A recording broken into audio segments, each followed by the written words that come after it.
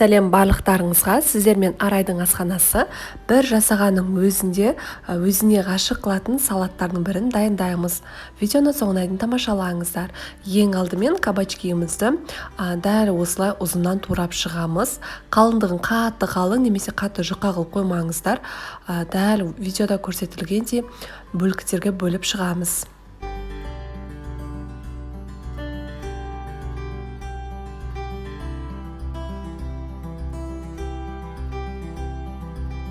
Енді екі жұмыртқамызға дәміне қарай тұз салып жақсылап араластырамыз. Қызып тұрған табамызға майымызды құйып, осылай кабачкиларды жұмыртқаға аунатып алып, екі жағы сарғайып шыққанша қуырамыз.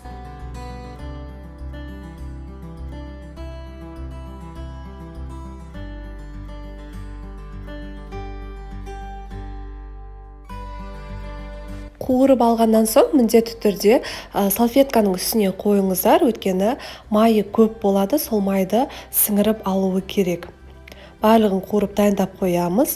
Енді оған дейін ішіндегі салмасын дайындаймыз. Менде бұл жерде теркадан өтілген сыр, аскөк және де чеснок. Чеснок мен кептірілген түрін салдым, ол маңызды емес. Және де майонезімізді салып жақсылап араластырамыз.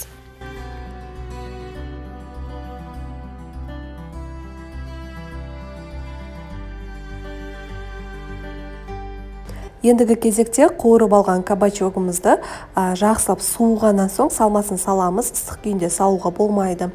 Осылай суып шықты. Салмасын салып, орап шығамыз. Мінекей дәл осылай барлығын жасап шығамыз.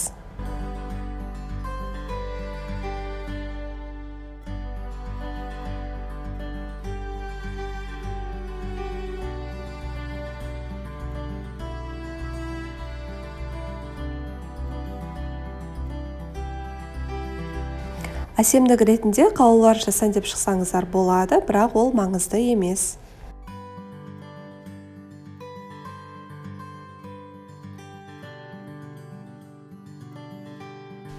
Мінекей достар, біздің салатымыз дайын болды. Міндетті түрде жасап көріңіздер. Сіздермен бірге болған Арайдың асханасы. Келесі видео рецептте кездескенше.